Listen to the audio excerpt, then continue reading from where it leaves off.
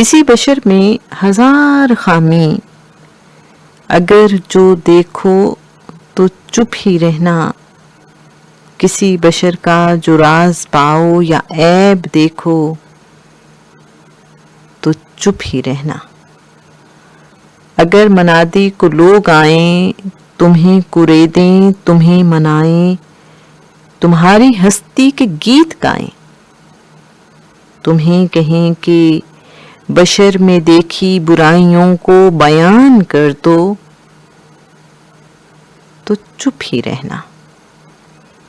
जवाज ये है, दलील ये है, ज़ईफ लम्हों की लग़ज़शों को, हराम नाते की क़ुर्बतों को, हमारी सारी हिमाकतों को, हमारी सारी खबासतों को वो जानता है, वो देखता है, मगर वो चुप है।